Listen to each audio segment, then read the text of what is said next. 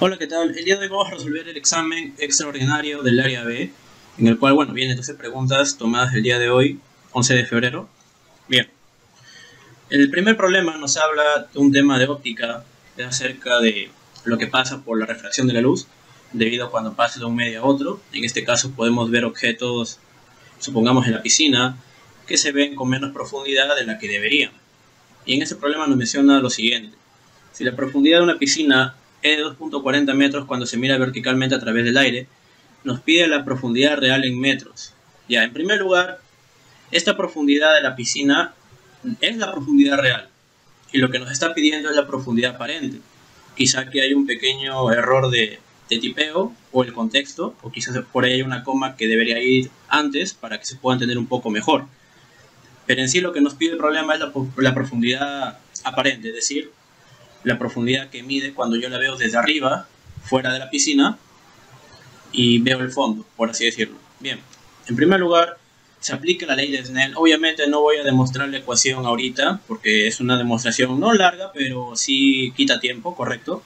La demostración de la ecuación nos da el siguiente resultado, que el índice de refracción del aire multiplicado por la profundidad real, que obviamente es la profundidad que mide la piscina sí o sí, es igual a N del material, he colocado material porque puede ser cualquier fluido en general, no solamente agua, multiplicado por la profundidad aparente. Entonces reemplazamos los datos, sabemos que el índice de refracción del aire es 1 y obviamente el del agua es 4 tercios. Y como ya me está dando la profundidad real, como te había mencionado, ya aclaré eso, hallamos cuánto vale la profundidad aparente, nos quedaría aproximadamente 1.80 metros. Y digo aproximadamente porque algunos aprenden no como 4 tercios, sino como 1.33. Entonces, como que le aproximan 1.7999, ¿no? Pero bueno, la respuesta es 1.80 metros. Bien, pasamos al siguiente problema, que es un problema de termodinámica.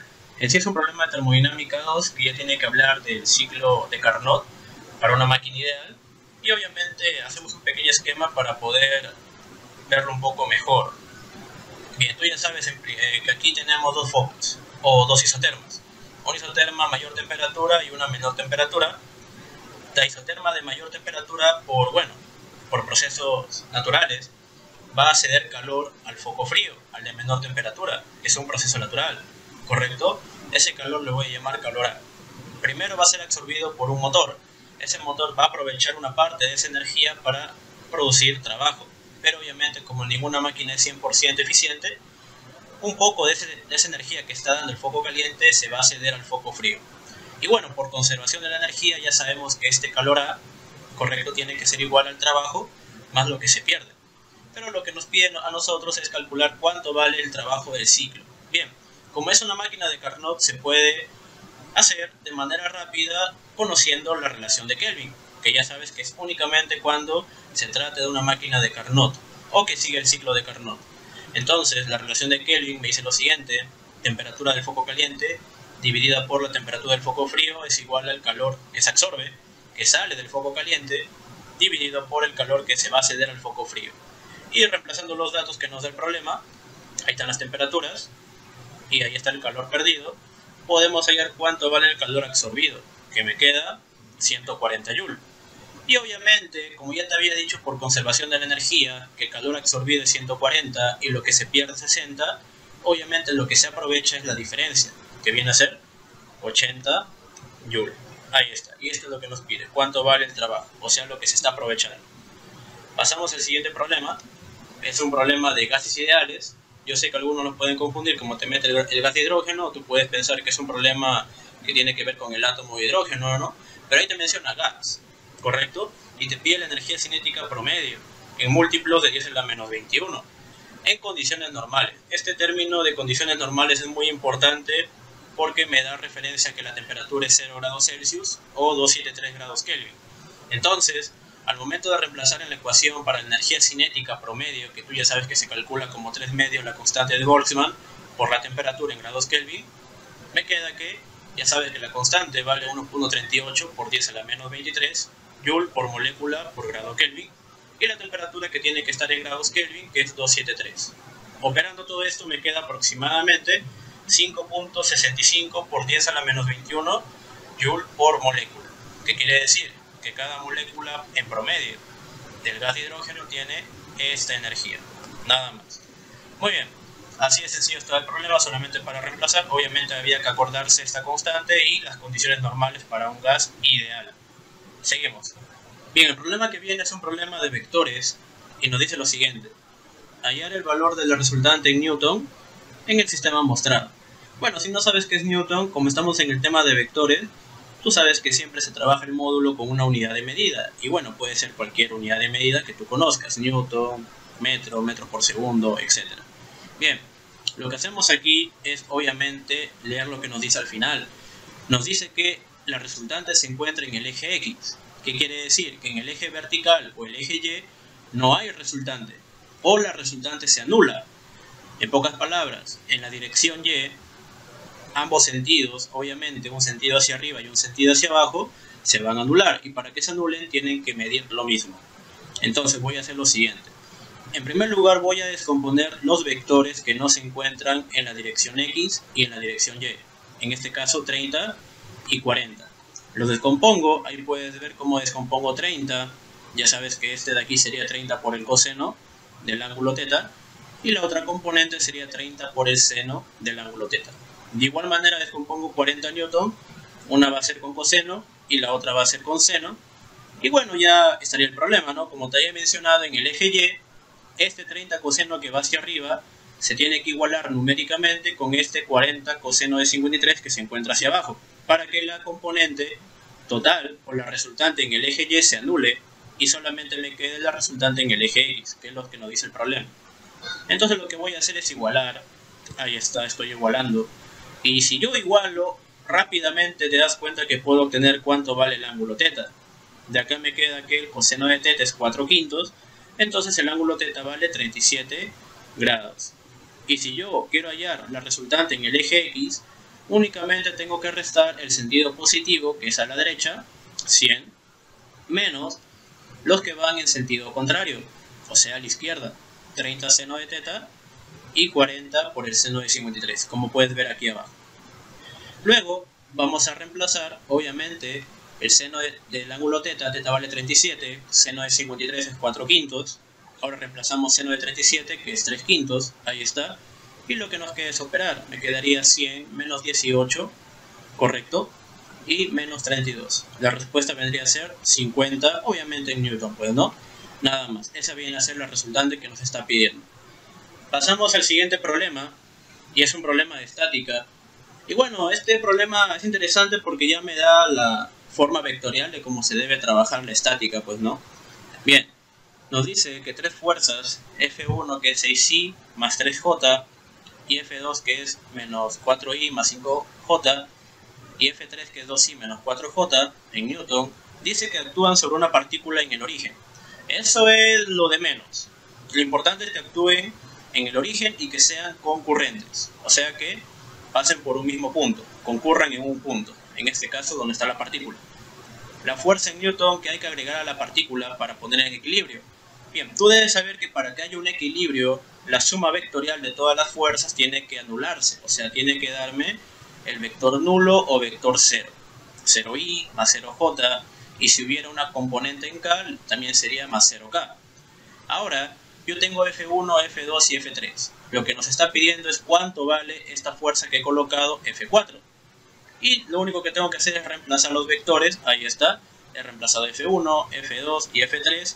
Lo pero ya sabes cómo sumar vectores, se suma la I, luego se suma la J, y me queda finalmente que F4 es menos 4i menos 4j. Nada más.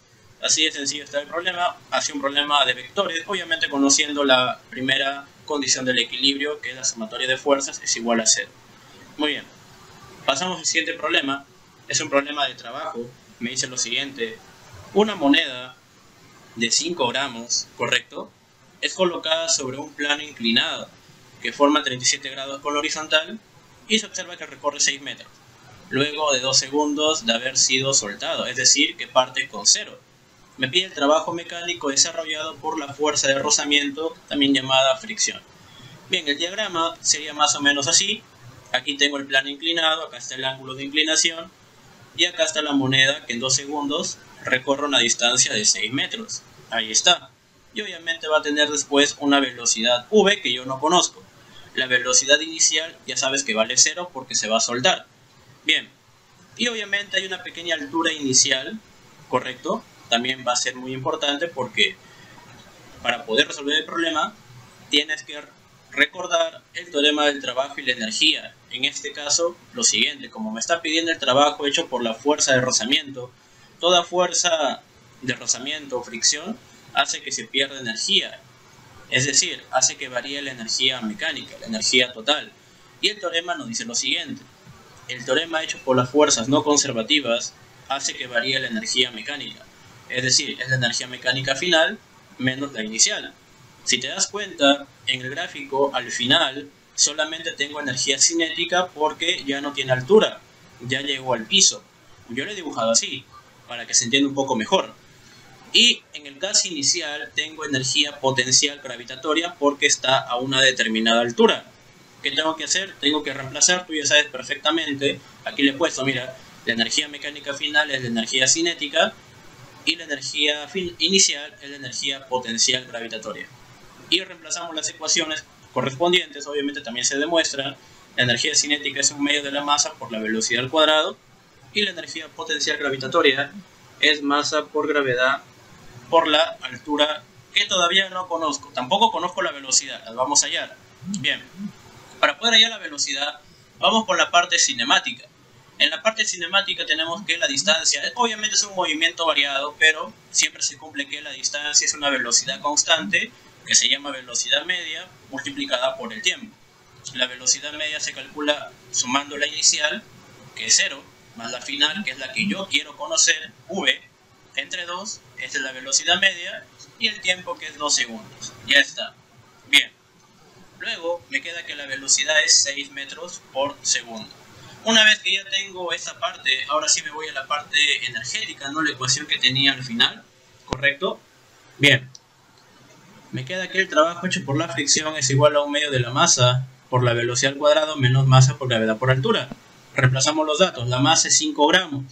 Para pasarla a kilogramo, tengo que dividir entre 1000, 5 entre 1000. De igual manera aquí, la masa es 5 entre 1000. La gravedad es 10. La altura, si te das cuenta aquí, viene a ser igual a la hipotenusa, que es 6 metros multiplicado por el seno de 37 grados. Y al momento de operar todo esto, me va a quedar, esta operación me queda 0,09 y la segunda operación me queda 0,18. Dándome como respuesta, obviamente, que el trabajo de la fricción es negativo, menos 0,09 Joule, nada más. Y hasta ahí sería este problema, no ha estado tan complicado, solamente hemos tenido que recordar algunas cositas de cinemática y el teorema del trabajo y la energía. Pasamos al siguiente problema, es un problema de energía, netamente de energía, porque mira lo que dice, la velocidad en metros por segundo que tiene el cuerpo cuando pasa por el punto B, aquí. Si parte de reposo en A, allá en el punto A no hay energía cinética porque no hay velocidad, ya bacán. Pero me pide la energía en B. No me está mencionando nada si es que hay fricción o no. Entonces tú consideras el caso ideal, que no hay rozamiento, no hay fricción. Y cuando no hay rozamiento, la energía mecánica se conserva. Quiere decir que la energía mecánica en A es igual a la energía mecánica en B. Y mira, estoy tomando como referencia el punto B. ¿Por qué? Porque aquí, si yo tomo como referencia el punto B, anulo esa pequeña altura que está por debajo y me quedo únicamente con la altura que me queda para A, que sería 20 menos 10, o sea, 10 metros. Entonces la energía gravitatoria o potencial gravitatoria para A se va a calcular con una altura de 10 metros. Sin embargo, B ya no tendría energía potencial gravitatoria porque lo estoy tomando como referencia. Igualando las energías, en el punto A hay energía potencial gravitatoria y en el punto B únicamente va a haber cinética, ¿correcto? Si tú tomas como referencia abajo, también te va a salir, porque al final te quedaría que en el punto B también hay gravitatoria, pasaría a restar y te va a quedar lo mismo que estoy haciendo yo, así que no hay problema. Reemplazamos las ecuaciones, la energía gravitatoria es masa, gravedad por altura, la cinética es un medio de la masa por la velocidad al cuadrado, se van las masas, y me queda que la velocidad es igual a raíz de 2g por la altura de A. Y ya te había dicho que la altura de A es 10, 10 por 10 es 100, raíz de 100 es 10, y me va a quedar como respuesta que la velocidad en B es 10 raíz de 2 metros por segundo. Nada más. Igual, ha estado sencillo este problema, creo que ha sido el problema más sencillo que ha venido, solamente para acordarse, algunos se acuerdan de frente a esta ecuación de aquí, y se acabó el problema, ¿no? Así que ahí están 4 puntos regalados. Pasamos al siguiente problema, es un problema de electromagnetismo, y este problema quizás sea uno de los problemas más interesantes que han venido aquí, porque es un tema que no suele aparecer en los exámenes, ¿correcto? O sea, el tema es el electromagnetismo, pero no suelen pedir lo que está diciendo aquí, momento magnético. Piden, por ejemplo, cuánto es el radio magnético, la fuerza magnética, etc. Sin embargo, no significa que sea complicado, solamente es un tema interesante. Bien, gráficamente se ve así, mira, ahí está el electrón, está que da vueltas, correcto, está que recorre toda la longitud de la circunferencia, su órbita, ya sabemos que es una órbita circular, nos dice el problema, obviamente no es así en la vida real, y me da un radio, ¿no? Ahí está. Calculamos entonces el momento magnético, que se calcula como la intensidad de corriente por el área, pero la intensidad de corriente es la carga por unidad de tiempo. En este caso el tiempo vendría a ser el periodo en que demora en dar una vuelta completa.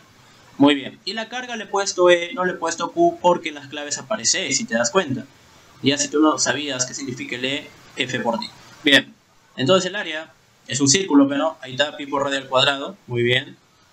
Luego reemplazamos, pero el I, ahí está el I, y el área, ahí está el área. Nos falta el periodo. ¿Cómo se halla el periodo? Fácil, de la ecuación cinemática. Distancia, la longitud de la circunferencia, es la velocidad por el tiempo que va a ser el periodo. Obviamente el periodo es el tiempo que se demora en dar una vuelta completa, o sea, en recorrer toda la longitud de la circunferencia. Pero como la longitud de la circunferencia es 2pi por radio, ¿correcto? El periodo me quedaría 2pi por radio entre la velocidad. Ahí lo he reemplazado directamente, mira, ahí está, todo esto es el periodo.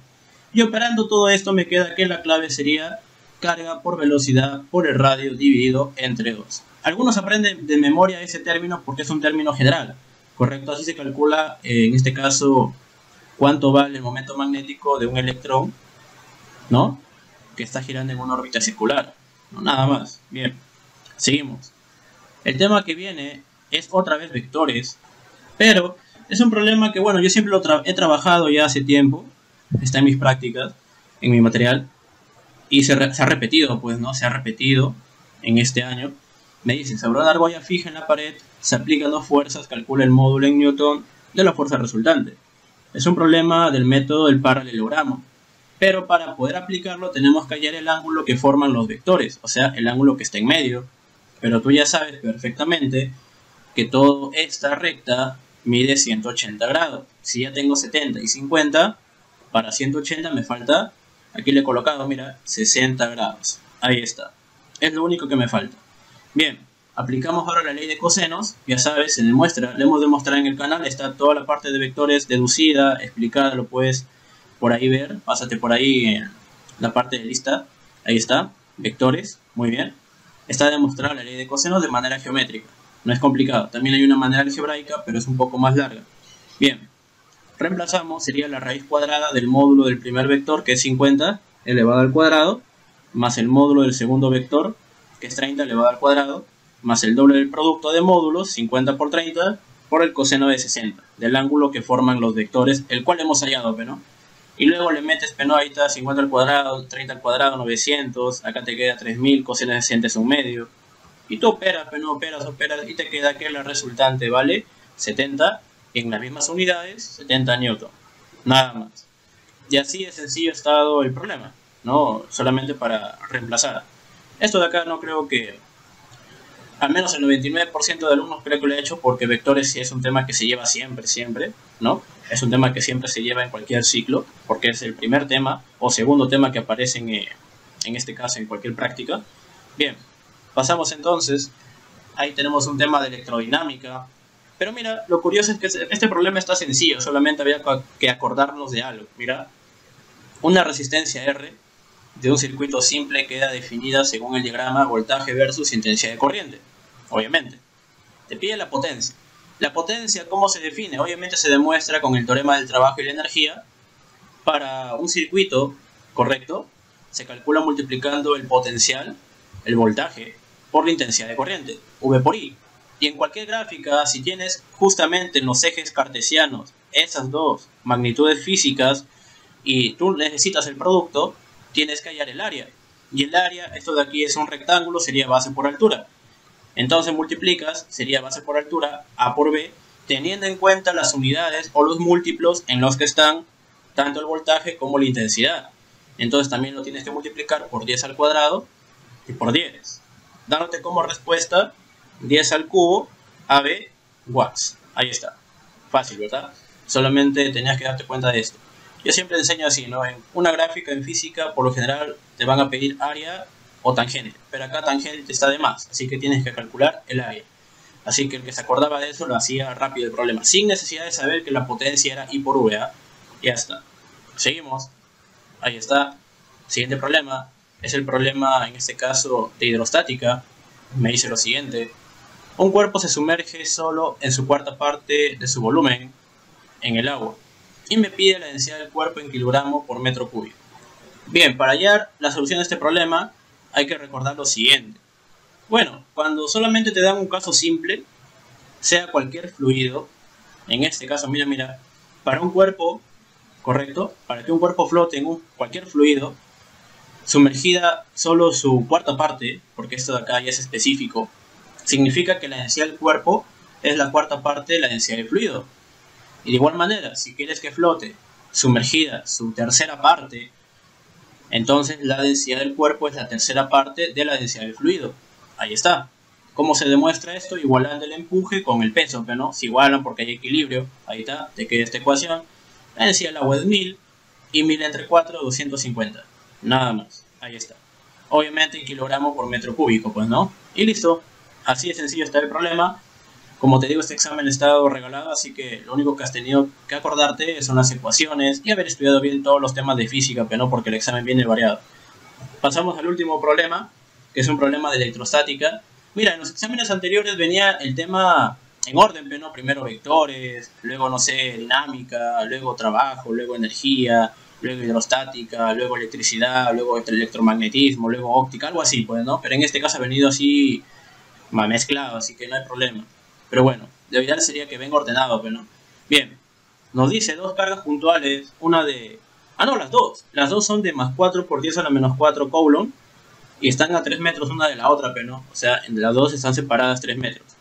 Si una de estas es llevada muy lejos, o sea, cuando te dice que se lleva muy lejos, significa que ya no hay efecto de una carga sobre la otra, entonces no hay potencial.